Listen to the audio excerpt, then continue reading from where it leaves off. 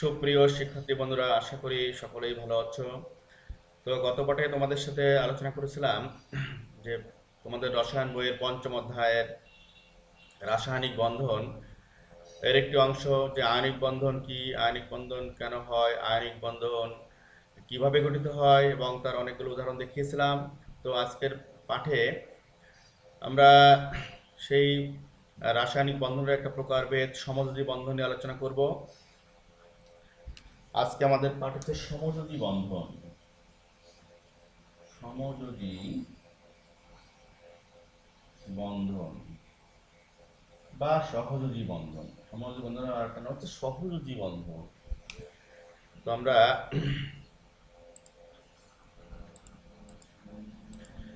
আজকের পাঠ থেকে শিক্ষার্থী বন্ধুরা তোমরা জানতে পারবে সমযোজী বন্ধনের সংজ্ঞা জানতে পারবে, সমযোজী বন্ধনের উদাহরণ জানতে পারবে, সমযোজী বন্ধন কিভাবে গঠিত হয় তা জানতে পারবে, সমযোজী বন্ধনের ক্ষেত্র জানতে পারবে। দেখো, আজকে আমরা শিখব যে একটা যৌগের মধ্যে কি আছে। একটা পদার্থে আছে অণু, অণুতে আছে পরমাণু, এই পরমাণুর মধ্যে আছে বন্ধন, রাসায়নিক বন্ধন। তা এই বন্ধনগুলো কিভাবে গঠিত হয় এগুলো আমরা দেখব। যেমন দেখো, পানিতে আছে কি হাইড্রোজেন অক্সিজেন বন্ধন, এই পানিতে আছে হাইড্রোজেন অক্সিজেন বন্ধন আছে। এই বন্ধনটা কিভাবে গঠিত হলো সেটা আমাদের দেখার বিষয়। তাহলে আমাদের আজকের পাঠ সমযোজী বা সহযোজী বন্ধন। আমরা দেখি যে সমযোজী বন্ধনের শর্ত কি। দেখো, সমযোজী বন্ধন গঠিত হয় অধাতু অধাতু পরমাণুর মধ্যে। তাহলে অধাতু পরমাণু কারা, একে তোমাদের আগের পাঠে আমরা বিস্তারিত দেখিয়েছি। তারপরে একটু দেখাই। দেখো, যে সমস্ত মৌলের পরমাণুর সর্বশেষ শক্তি স্তরে কত 4, 5, 6, 7 সংখ্যক ইলেকট্রন বিদ্যমান, তারা হচ্ছে অধাতু এবং ইলেকট্রন গ্রহণ করে নিকটতম নিষ্ক্রিয় গ্যাসের মতো গঠন কাঠামো অর্জন করতে পারে, তাদেরকে বলা হয় অধাতু মৌল। যেমন কি সেই কার্বন, সালফার, ক্লোরিন, ফসফরাস, হ্যাঁ, ইত্যাদি, তাই না, অক্সিজেন ইত্যাদি হচ্ছে অধাতু মৌল। লক্ষ্য করো, সমযোজী বন্ধন করতে হয় ইলেকট্রন শেয়ার বা বিনিময়ের মাধ্যমে। শেয়ার বা বিনিময়ের মাধ্যমে তোমরা জানো যে আয়নিক বন্ধন গঠিত হয় ইলেকট্রন আদান প্রদানের মাধ্যমে, আর এখানে ইলেকট্রন শেয়ারের মাধ্যমে বা বিনিময়ের মাধ্যমে। যে সমস্ত পরমাণুর আয়নীকরণ শক্তি উচ্চ তারা সমযোজী বন্ধন গঠন করে। আয়নীকরণ শক্তি কি, এটা তোমাদের আগের পাঠে আমরা আলোচনা করেছি। হ্যাঁ, আর আয়নিক বন্ধন, ওই আয়নীকরণ শক্তি। তো দেখো, আয়নীকরণ শক্তি হলো যে গ্যাসীয় অবস্থায় কোনো বিচ্ছিন্ন পরমাণু থেকে এক মোল ইলেকট্রন তাড়াতে যে পরিমাণ শক্তি প্রয়োজন হবে তাকে ওই পরমাণুর আয়নীকরণ শক্তি বলে। তাহলে দেখো, ধাতুগুলো থেকে কিন্তু ইলেকট্রন তাড়াতে বেশি শক্তির প্রয়োজন হয়। ধাতুর প্রবণতা বা আকাঙ্ক্ষা থাকেই কিন্তু ইলেকট্রন ত্যাগ করার, হ্যাঁ, একজন সহজে ত্যাগ করে দিতে পারে, আয়নীকরণ শক্তি কম হয়। কিন্তু এই যে অথচ এই সালফার, ক্লোরিন, ফসফরাস, এদের থেকে ইলেকট্রন তাড়ানো, এরা ইলেকট্রন গ্রহণ করতে চায়, এজন্য এদের থেকে ইলেকট্রন তাড়ানোটা কঠিন। এজন্য এই অতত্ব মৌলগুলোর আয়নীকরণ শক্তি আসলে বেশি হয়। হুম, এবং তারা সহজেই সমযোজী বন্ধন তৈরি করতে পারে। দেখো, বন্ধন তৈরিকারী পরমাণুদ্বয়ের ইলেকট্রন আসক্তি সমান হলে সহজেই সমযোজী বন্ধন তৈরি করে। ইলেকট্রন আসক্তি, ইলেকট্রন আসক্তি হলো এইটার জন্য অতত্ব মৌলদের সুবিধা হয়ে যায় যে কোন মৌলের পরমাণু মানে গ্যাসীয় বা বিচ্ছিন্ন অবস্থায় কোন মৌলের পরমাণুতে এক মোল ইলেকট্রন যোগ করলে যে পরিমাণ শক্তি নির্গত হয় সেটি হলো ইলেকট্রন আসক্তি। তাহলে এর জন্য কিন্তু অতত্ব মৌলদের আরো সুবিধা হয়। যেমন আমরা জানি যে অক্সিজেন পরমাণু দুইটি ইলেকট্রন গ্রহণ করে অক্সাইড আয়নে পরিণত হয়। হ্যাঁ, এই যে সালফার সালফার দুইটি ইলেকট্রন গ্রহণ করে এই সালফাইড আয়নে পরিণত হয়, এদের আরো সুবিধা হয়। এর জন্য ইলেকট্রন আসক্তি বেশি হলে সমযোজী বন্ধন তৈরি করতে সুবিধা হয়। যে সকল পরমাণুর যোজ্যতা স্তরে 5, 6, 7 সংখ্যক ইলেকট্রন বিদ্যমান তারা সহজে সমযোজী বন্ধন তৈরি করে বা গঠন করে। এরপর দেখো, যে পরমাণুদ্বয় বন্ধন তৈরি করবে তাদের একই প্রকার তড়িৎকতা হলেও সহজেই সমযোজী বন্ধন তৈরি করতে পারে। তাহলে সমযোজী বন্ধনের দেখো সংজ্ঞা কি, যে দুইটি পরমাণুর উভয় পরমাণু থেকে ইলেকট্রন শেয়ারের মাধ্যমে যে রাসায়নিক বন্ধন সৃষ্টি হয় তাকে সমযোজী বন্ধন বলে। তাহলে ইলেকট্রন শেয়ার বা বিনিময়ের মাধ্যমে, হ্যাঁ, আমরা অন্যভাবে আরো একটা ভাবে আমরা বলতে পারি। আমি একটা ঘটনা বলি। দেখো, প্রত্যেক মৌলেরই আকাঙ্ক্ষা বা প্রবণতা থাকে ইলেকট্রন ত্যাগ করে হোক, গ্রহণ করে হোক আর শেয়ার করে হোক নিকটতম নিষ্ক্রিয় গ্যাসের মতো গঠন কাঠামো অর্জন করার। তাহলে আমরা কি বললাম, সমযোজী বন্ধনের সময় সে ইলেকট্রন শেয়ার করবে, শেয়ার করবে। হ্যাঁ, আমি একটা ঘটনা বলি। যেমন মনে করো এ এবং বি দুইটা পরমাণু। এখন দেখো এ এর সর্বশেষ শক্তি স্তরে 4টে ইলেকট্রন আছে, ধরি আমরা। বি এর সর্বশেষ শক্তি স্তরে 4টে ইলেকট্রন আছে। এখন লক্ষ্য করো, তাহলে এ কি করবে, এ এখানে 4টে ইলেকট্রন দেবে, এই বি এখানে 4টে ইলেকট্রন দেবে। দেখো, এ করবে, এই এর কাছে ছিল 4টে ইলেকট্রন, আর এই বির কাছে 4টে ইলেকট্রন নিয়ে সে কিন্তু তার আওতায় অষ্টক পূর্ণ করবে। আবার বি একইভাবে কি করবে, এই নিজের কাছে ছিল 4টে ইলেকট্রন আর এর কাছ থেকে 4টে ইলেকট্রন নিয়ে সেও অষ্টক পূর্ণ করবে। তাহলে উভয় কিন্তু আসলে তার আওতায় 8টা ইলেকট্রনের সেট পূর্ণ করলো, মানে অষ্টক পূর্ণ করলো। এবং উভয়ের কিন্তু একটা স্বার্থ উদ্ধার হয়েছে, যার কারণে তারা কিন্তু কি শেয়ারের মাধ্যমে একটা বন্ধন তৈরি করতে পারবে, এখানে একটা বন্ধন তৈরি করতে পারবে, তাই না? তা আমরা দেখো এইভাবে এই সংজ্ঞাটা আমরা একটু অন্যভাবে আবার বলতে পারি যে যে অন্য কথায় দুইটি অধাতব পরমাণু যখন পরস্পরের সংস্পর্শে আসে তখন তাদের পক্ষে ইলেকট্রন ত্যাগ বা গ্রহণ করা সম্ভব হয়ে ওঠে না। কারণ কি, এও চাচ্ছে গ্রহণ করতে, এও চাচ্ছে গ্রহণ করতে, কে দেবে? এই জন্য ফলে তারা ইলেকট্রন শেয়ার বা বিনিময়ের মাধ্যমে এই বন্ধনে আবদ্ধ হয়। এভাবে ইলেকট্রন শেয়ার বা বিনিময়ের মাধ্যমে যে বন্ধনের সৃষ্টি হয় তাকে সমযোজী বন্ধন বলে। যেমন পানিতে আছে সমযোজী বন্ধন, মিথেনে আছে সমযোজী বন্ধন। তো আমরা গঠনগুলো একটু দেখবো। দেখো, সমযোজী যৌগের উদাহরণগুলো কি কি। এই যে methane, carbon tetrachloride, silicon tetrachloride, silicon tetrahydride, এই যে ফসফরাস ট্রাইক্লোরাইড, অ্যামোনিয়া, ফসফিন, তারপরে নাইট্রোজেন ট্রাইক্লোরাইড, পানি, hydrogen sulphide, sulphur dioxide, carbon dioxide, silicon dioxide, hydrogen chloride, hydrogen fluoride, hydrogen bromide, hydrogen অণু, অক্সিজেন অণু, তারপর নাইট্রোজেন, ক্লোরিন, ফ্লোরিন, এগুলোর অণু সমযোজী যৌগ, সমযোজী বন্ধন তৈরি করে।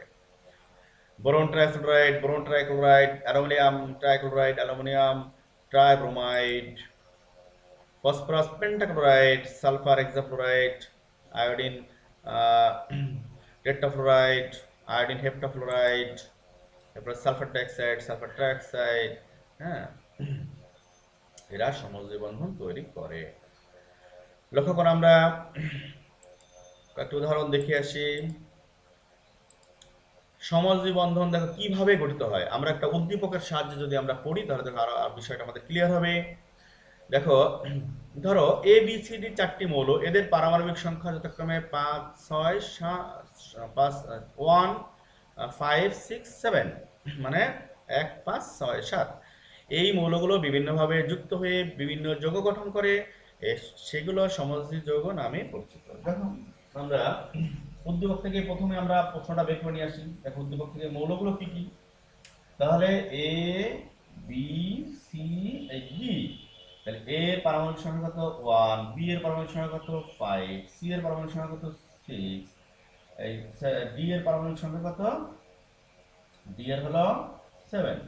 তাহলে দেখো আমাদের, তাহলে এই এ মৌলটা হচ্ছে কি হাইড্রোজেন, বি মৌলটা হচ্ছে বোরন, সিটা হচ্ছে কার্বন, ডিটা হচ্ছে নাইট্রোজেন। এখন লক্ষ্য করো, তাহলে আমাদের প্রশ্নে কি বলছে যে এ ও সি দ্বারা গঠিত যৌগের গঠন প্রক্রিয়া ব্যাখ্যা করো। তাহলে আমাদের দেখতে হবে কি যে এই হাইড্রোজেন এবং কার্বন দ্বারা গঠিত যৌগ হচ্ছে মিথেন। এই মিথেনের গঠন প্রক্রিয়া আমরা দেখব। তাহলে আমরা প্রথমে এই কার্বনের কথাবার্তা বলবো, তারপর হাইড্রোজেনের কথাবার্তা বলবো, তারপরে আপনাদের কম্বিনেশন, তাই না? তো দেখো, উদ্দীপক থেকে জানা যায় এ ও সি মৌল হলো যথাক্রমে হাইড্রোজেন ও কার্বন। তাহলে হাইড্রোজেন ও কার্বন দ্বারা গঠিত যৌগ মিথেনের গঠন প্রক্রিয়া নিম্নে ব্যাখ্যা করা হলো। তাহলে আমরা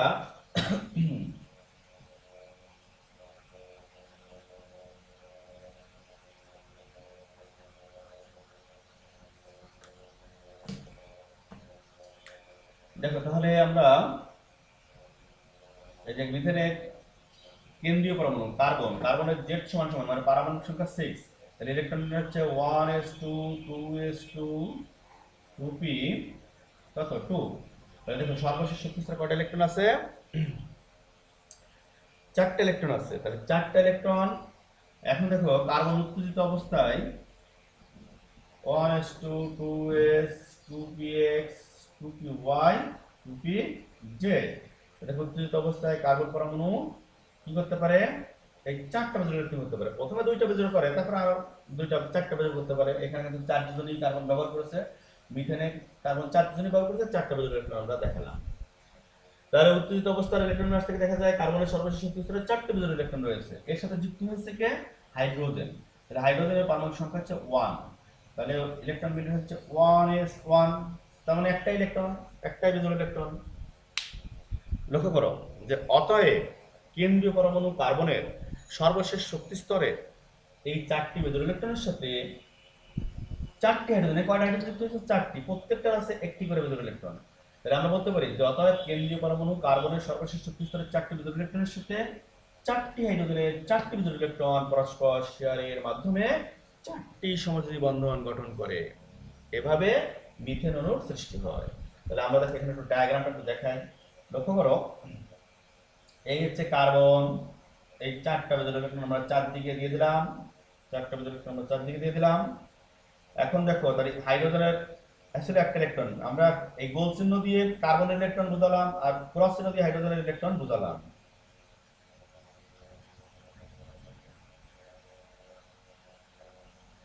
দেখো তাহলে এই হাইড্রোজেনের নিজের ছিল একটা ইলেকট্রন আর কার্বনের কাছ থেকে একটা নিল, সেই কার্বন হলো হিলিয়ামের মতো, এই হাইড্রোজেনটা হিলিয়ামের মতো হলো, এই হাইড্রোজেনটা হিলিয়ামের মতো হলো, এই হাইড্রোজেনটাও হিলিয়ামের মতো গঠন কাঠামো অর্জন করতে পারলো। নিজের ছিল একটা, কার্বনের কাছ থেকে একটা নিল। অপরদিকে কার্বনের ছিল 4টা ইলেকট্রন, এই কার্বন নিজের ছিল 4টা ইলেকট্রন সর্বশেষ শক্তি স্তরে। আমরা সবসময় সর্বশেষ শক্তি স্তর নিয়ে কাজ করব, কারণ সর্বশেষ শক্তি স্তর হচ্ছে যোজ্যতা স্তর। আর হাইড্রোজেনের নিজের আছে একটা ইলেকট্রন, তাহলে দেখো তাহলে 4টে হাইড্রোজেন থেকে 4টে ইলেকট্রন নিল, কার্বনের নিজের আছে 4টা, মোট দেখো তারা 8টা ইলেকট্রন হয়ে গেল, মানে অষ্টক পূর্ণ করলো সর্বশেষ শক্তি স্তরে। তাহলে উভয়েরই কি সাত উদ্ধার হলো, এবং উভয় দেখো মানে বন্ধন আবদ্ধ হতে পারলো। একটা বন্ধন তৈরি হতে লাগে 2টা ইলেকট্রন। কয়টা ইলেকট্রন লাগে? 2টা ইলেকট্রন লাগে। তাহলে দেখো একটা বন্ধন, একটা বন্ধন, একটা বন্ধন, একটা বন্ধন, তাহলে দেখো কয়টা বন্ধন তৈরি করতে পারবে? এখানে 4টা বন্ধন তৈরি করতে পারবে, 4টা বন্ধন তৈরি করতে পারবে। এভাবে মিথেন অণুর সৃষ্টি হয়। তাহলে মিথেনে আছে 4টা বন্ধন, 4টা সমযোজী বন্ধন রয়েছে।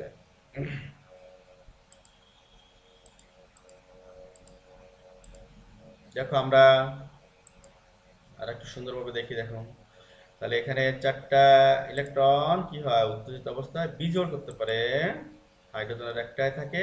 তাহলে দেখো কিভাবে গঠিত হয়, দেখছো যে এখানে লাল কালারের ইলেকট্রনটা কার ইলেকট্রন? হাইড্রোজেনের ইলেকট্রন, আর নীল কালারের ইলেকট্রনটা কার্বনের ইলেকট্রন। এভাবে মিথেন অণু গঠিত হয়। আমরা অন্য আরেকটি উদাহরণ দেখে আসি। যেমন দেখো PCl3 ফসফরাস ট্রাইক্লোরাইডের ক্ষেত্রে কিভাবে গঠিত হয়? ফসফরাস ট্রাইক্লোরাইড,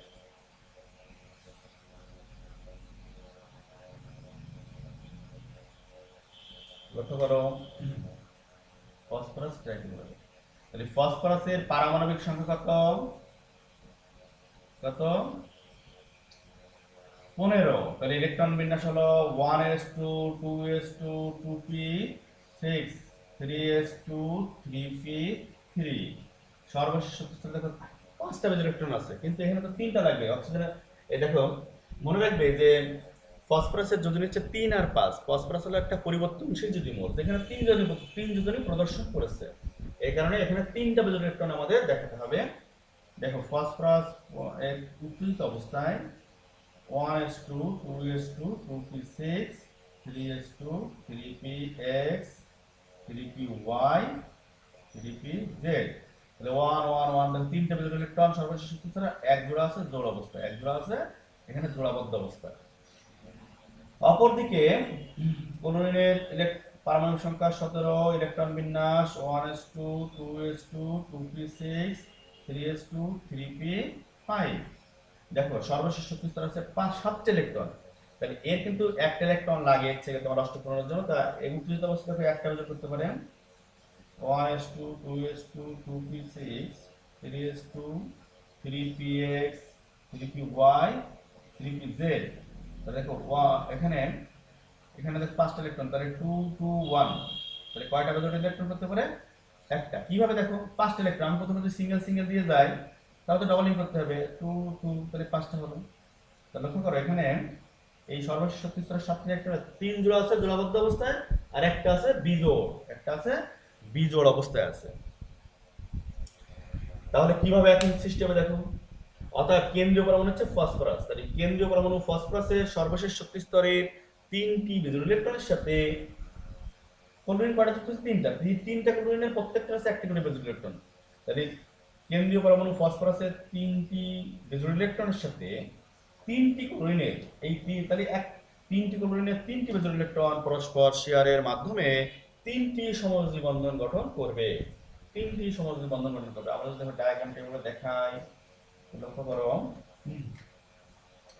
এই হচ্ছে কেন্দ্রীয় পরমাণু ফসফরাস। তাহলে দেখো 3টা বিজোড় ইলেকট্রন দেখালাম। এই হচ্ছে আমরা এক জোড়া যে জোড়া বন্ধনে অংশগ্রহণ করি নাই মুক্ত জোড় ইলেকট্রনটা এখানে দেখলাম জোড়াবদ্ধ অবস্থায় যেটা। তাহলে আমরা এই হচ্ছে ক্লোরিনের ইলেকট্রনটা, আমরা ফসফরাসের ইলেকট্রন আমরা গোল চিহ্ন দিয়ে বোঝালাম এবং ক্রস চিহ্ন দিয়ে আমরা ক্লোরিনের ইলেকট্রন বোঝালাম। দেখো তাহলে ক্লোরিনের হচ্ছে 3 জোড়া ছিল জোড়াবদ্ধ অবস্থায়, একটা ছিল বিজোড় অবস্থায়। তাহলে ক্লোরিনের একটা ছিল বিজোড় অবস্থায় আর 3 জোড়া জোড়াবদ্ধ অবস্থায়। লক্ষ্য করো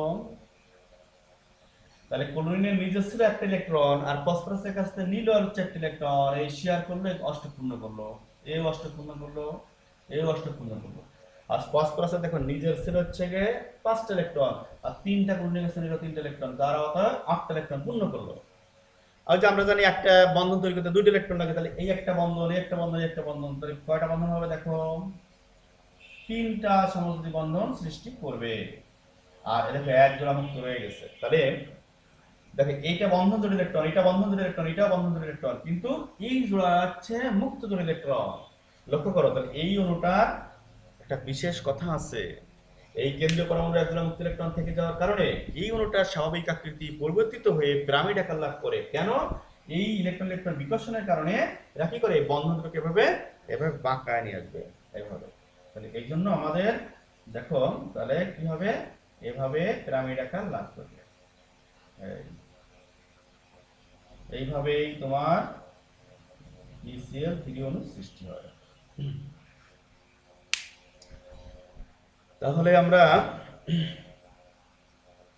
দেখলাম যে PCl3 ফসফরাস ট্রাইক্লোরাইডে 3টা আছে বন্ধন জোড় ইলেকট্রন আর কেন্দ্রীয় পরমাণু আছে 1 জোড়া মুক্ত ইলেকট্রন, আর অণুর মোট মুক্ত ইলেকট্রন কিন্তু 10 জোড়া। কিভাবে দেখো প্রত্যেকটা পরমাণুর 3 জোড়া করে আছে, তাহলে একটা 9 জোড়া আর এই এক জোড়া 10 জোড়া। এগুলো আমাদের আবার পরে আমরা শিখবো। আবার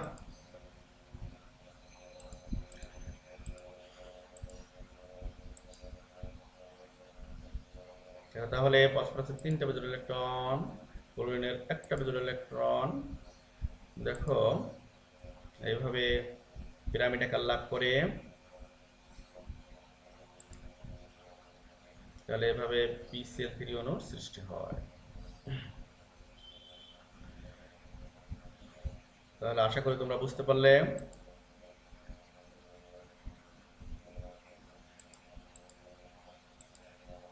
আমরা দেখবো যে পানির অণু কিভাবে গঠিত হয়। দেখো পানিতে কি আছে, হাইড্রোজেন আর অক্সিজেন, তাহলে কেন্দ্রীয় পরমাণু হচ্ছে অক্সিজেন, এই অক্সিজেনের সর্বশেষ শক্তি স্তর আছে কয়টা ইলেকট্রন? 6টা ইলেকট্রন। দেখো উত্তেজিত অবস্থায় কি হয়, এখানে 2টা বিজোড় ইলেকট্রন করতে পারে।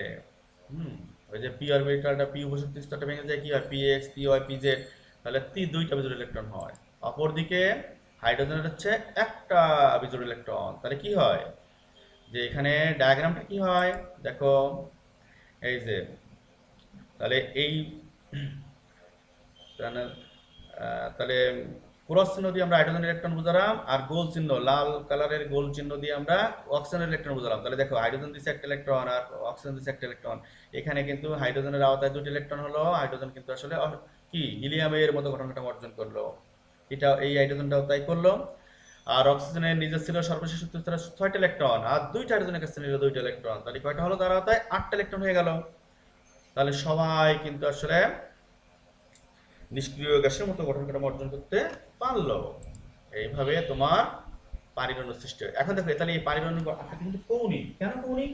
কারণ হলো এই যে দুই জোড়া মুক্ত ইলেকট্রন থেকে গেছে, দেখছো যে অক্সিজেনের সর্বশেষ যে তোমার এইখানে যে অক্সিজেন দেখো এই দুইটা বন্ধন তৈরি করেছে, কিন্তু এই যে দুই জোড়া মুক্ত থেকে যাওয়ার কারণে এই পানির অণুর আকৃতি কি হয়?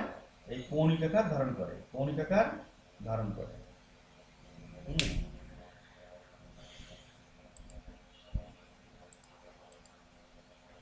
আমরা অন্য আরো একটু উদাহরণ দেখে আসি। দেখো কার্বন ডাই অক্সাইড, তাহলে কার্বন ডাই অক্সাইডে কার্বন দেখো সর্বশেষ শক্তি স্তরে ইলেকট্রন আছে কয়টা? 4টা। তাহলে উত্তেজিত অবস্থায় দেখো 4টা বেজে ইলেকট্রন করতে পারে। আর কার্বন ডাই অক্সাইডে কার্বন 4 জনই ব্যবহার করেছে, তাহলে 4টে বেজে ইলেকট্রন দেখালাম। অপরদিকে অক্সিজেনের দেখো সর্বশেষ শক্তি স্তরে ইলেকট্রন আছে কয়টা? 6টা। তাহলে এই অক্সিজেন কিন্তু দেখো সর্বশেষ শক্তি স্তরে উত্তেজিত অবস্থায় 2টা বেজে ইলেকট্রন করতে পারে। তাহলে লক্ষ্য করো, তাহলে এখানে দেখো আমরা এখানে ডায়াগ্রামটা একটু সুন্দর করে বোঝাই। আমি দেখো কার্বনের এই হলো 2টা বেজে ইলেকট্রন, এখানে 2টা বেজে ইলেকট্রন দেখলাম। আর অক্সিজেনের হচ্ছে দেখো আমরা অক্সিজেনের ইলেকট্রনকে ক্রস চিহ্ন দিয়ে বোঝালাম। তাহলে অক্সিজেনের ইলেকট্রন ক্রস চিহ্ন দিয়ে বোঝালাম আমরা। দেখো তাহলে অক্সিজেনের নিজের আছে কয়টা ইলেকট্রন? 6টা। এই কার্বন অক্সিজেনের 2টা, তাহলে 8টা হলো, তারা তাই কিন্তু অষ্টপূর্ণ করলো। অপরদিকে এই পাশের অক্সিজেনটা দেখো অষ্টপূর্ণ করলো। এবং কার্বনের দেখো নিজের আছে 4টা ইলেকট্রন, আর এই পাশের অক্সিজেন থেকে নিল 2টা, আর এই পাশের অক্সিজেন থেকে নিল 2টা, তার আওতায় কয়টা হলো? 8টা হয়ে গেল। তাহলে লক্ষ্য করো, তাহলে সবাই অষ্টপূর্ণ করতে পারলো। এখন একটা বন্ধন তৈরি করতে লাগে 2টা ইলেকট্রন, তাহলে এই একটা বন্ধন, একটা বন্ধন, একটা বন্ধন, একটা বন্ধন, তাহলে কয়টা বন্ধন হবে? লক্ষ্য করো, এই দেখো 4টা বন্ধন জোড় ইলেকট্রন। এভাবে কিন্তু আসলে কি কার্বন ডাই অক্সাইড অণুর সৃষ্টি হয়, এভাবে কার্বন ডাই অক্সাইড অণুর সৃষ্টি হয়। তাহলে লক্ষ্য করো, দেখছো এই মাঝখানে আছে কার্বন আর দুই পাশে 2টা অক্সিজেন আছে এবং তার সেখানে আছে দ্বিবন্ধন। এই যে তোমরা দেখছো যে ধোঁয়ার সাথে, সাদা ধোঁয়ার সাথে যে কার্বন ডাই অক্সাইড গ্যাস ওড়ে, তার গঠনটা কিন্তু এরকম। আমরা আরো একটা উদাহরণ দেখি। দেখো HCl, হাইড্রোজেন ক্লোরাইড। ক্লোরিনের পারমাণবিক সংখ্যা দেখো কত? 17। ইলেকট্রন বিন্যাস হলো সর্বশেষ শক্তি স্তরে, দেখো ইলেকট্রন বিন্যাস থেকে দেখা যায় সর্বশেষ শক্তি স্তরে কয়টা ইলেকট্রন আছে? 7টা ইলেকট্রন। তার মধ্যে দেখো 3 জোড়া জোড়া অবস্থায় আছে, একটা বিজোড় অবস্থায় আছে। এখানে ক্লোরিন একটা জনই ব্যবহার করেছে। হাইড্রোজেনের হচ্ছে 1s1, তোমরা জানো। তাহলে লক্ষ্য করো, তাহলে হাইড্রোজেন দিল হচ্ছে একটা ইলেকট্রন, আর ক্লোরিন দিল একটা ইলেকট্রন। তাহলে দেখো হাইড্রোজেন নিজের ছিল একটা ইলেকট্রন, আর ক্লোরিন পরমাণু থেকে নিল একটা ইলেকট্রন। তাহলে দেখো হাইড্রোজেনের আওতায় 2টা ইলেকট্রন, অর্থাৎ কিনা হিলিয়ামের মতো গঠন কাঠামো অর্জন করলো। অপরদিকে এই ক্লোরিন পরমাণুরও নিজের সর্বশেষ শক্তি স্তরে দেখো ইলেকট্রন ছিল কয়টা? 7টা, আর হাইড্রোজেনের কাছে নিল একটা। তাহলে ক্লোরিনও কিন্তু অষ্টক করতে পারলো সর্বশেষ শক্তি স্তরে, মানে কি সে নিজে আর্গনের মতো গঠন কাঠামো অর্জন করতে পারলো। এভাবে দেখো শেয়ারের মাধ্যমে এখানে একটা সমযোজী বন্ধন তৈরি হয়। এইভাবে এই একটা বন্ধন তৈরি হয়, এইটা হলো সমযোজী বন্ধন। আমরা আরো একটা উদাহরণ দেখে আসি। দেখো অক্সিজেন অণু কিভাবে গঠিত হয়, লক্ষ্য করো। এই দেখো অক্সিজেনের পারমাণবিক সংখ্যা কত? 8। ইলেকট্রন বিন্যাস হচ্ছে 1s2 2s2 2p4। তাহলে সর্বশেষ শক্তি স্তরে ইলেকট্রন আছে 6টি। দেখো উত্তেজিত অবস্থায় অক্সিজেন এই যে 2টি বিজোড় ইলেকট্রন করতে পারে, আর 2 জোড়া জোড় অবস্থায় থাকে। তাহলে কিভাবে গঠিত হয়? দেখো দেখো এখানে আসলে মজার ব্যাপার হলো যে তোমার কি আছে? শুধু অক্সিজেন। একটা অক্সিজেনের ইলেকট্রন গুলোকে আমরা এই যে এই দুটো হচ্ছে বিজোড় ইলেকট্রন, আর এই দুটো হচ্ছে জোড় ইলেকট্রন। আর আটটা অক্সিজেনের ইলেকট্রন আমরা ক্রস চিহ্ন দিয়ে বুঝলাম। তো দেখো একটা অক্সিজেনের নিজের আছে 6টা ইলেকট্রন, আর এই আটটা অক্সিজেনের কাছে নিল হচ্ছে 2টা ইলেকট্রন, তার আওতায় 8টা হলো। আর এই অক্সিজেনের আওতায় ঠিক একইভাবে 8টা হলো। তাহলে একটা বন্ধন তৈরি হতে লাগে 2টা ইলেকট্রন, তাহলে এই একটা বন্ধন একটা বন্ধন। এই জন্য দেখো অক্সিজেন অক্সিজেনের মধ্যে কি আছে, দ্বি বন্ধন আছে। এইভাবে অক্সিজেন অণু গঠিত হয়, তাই না? তাহলে অক্সিজেন অক্সিজেনের মধ্যে কি আছে, দ্বি বন্ধন আছে, তাই না? যে 2টা ইলেকট্রন করে করে শেয়ার করছে। তাহলে এই 4টে ইলেকট্রনের মালিক এই অক্সিজেন পরমাণু আছে, এই অক্সিজেন পরমাণু আছে, তাই না? দেখো আমরা আরেকটা উদাহরণ দেখি, নাইট্রোজেন অণু কিভাবে গঠিত হয়। তোমরা বলতে পারবে নাইট্রোজেনের মধ্যে কত বন্ধন, কয়টা বন্ধন আছে? নাইট্রোজেনের মধ্যে ত্রিবন্ধন আছে। দেখো আমরা দেখবো কিভাবে ত্রিবন্ধন আছে। দেখো নাইট্রোজেনের পারমাণবিক সংখ্যা কত, 7। ইলেকট্রন বিন্যাস হচ্ছে 1s2 2s2 2p3। তাহলে সর্বশেষ শক্তিস্তর কয়টা ইলেকট্রন আছে, 5টা ইলেকট্রন আছে। তাহলে দেখো উত্তেজিত অবস্থায় এই নাইট্রোজেন পরমাণু কি করতে পারে, 3টা বেজোড় ইলেকট্রন করতে পারে, আর এক জোড়া জোড়া অবস্থায় আছে। এই জন্য দেখো এই নাইট্রোজেন পরমাণু দেখো 3টা 3টা করে দিয়ে এখানে তোমার বন্ধনে আবদ্ধ হবে, তাই না? 3টা 3টা করে দিয়ে বন্ধনে আবদ্ধ হবে। আমরা একটু ভালো করে দেখি। দেখো এই দেখো একটা নাইট্রোজেনের আছে 3টা বেজোড় ইলেকট্রন, আরেকটা নাইট্রোজেন আর এক জোড়া জোড় অবস্থায় আছে, আর আরেকটা নাইট্রোজেনের আছে 3টা বেজোড় ইলেকট্রন, এক জোড়া জোড় অবস্থায় আছে। তাহলে এই নাইট্রোজেন পরমাণুটার 5টা আছে আর এর কাছে হলো 3টা, তাহলে কয়টা হলো, 8টা। হুম। আর এই নাইট্রোজেনেরও একই ভাবে কি হলো, 8টা ইলেকট্রন হলো। তাহলে দেখো উভয়ের কি সত্য উদ্ধার হলো, উভয় কে সুখে শান্তিতে বসবাস করতে লাগলো। হুম।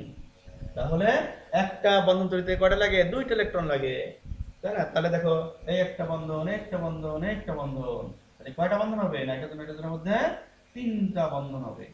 এভাবে নাইট্রোজেন অণু সৃষ্টি হয়। হ্যাঁ, নাইট্রোজেন অণুর সৃষ্টি হয়। তাহলে দেখো এই যারা বন্ধনে যে সমস্ত ইলেকট্রন বন্ধনে অংশগ্রহণ করে তাদেরকে বলা হয় বন্ধন জোড় ইলেকট্রন, আর যে সমস্ত ইলেকট্রন বন্ধনে অংশগ্রহণ করে না তাদেরকে বলা হয় কি, মুক্ত জোড় ইলেকট্রন, তাই না? এভাবে নাইট্রোজেন অণুর সৃষ্টি হয়। এই দেখো নাইট্রোজেনের মধ্যে কি আছে, ত্রিবন্ধন রয়েছে। তাহলে শিক্ষার্থী বন্ধুরা, আশা করি তোমরা সমযোজী বন্ধন সম্পর্কে অনেক ধারণা পেলে। তো তোমরা কি এই আলোচনা থেকে কি কি সমস্যা আছে তা তোমরা কমেন্ট করে জানাবে। হুম।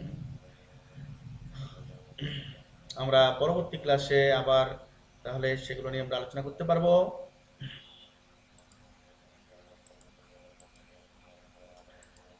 তাহলে শিক্ষার্থী বন্ধুরা আজ এ পর্যন্ত, সকলকে ধন্যবাদ।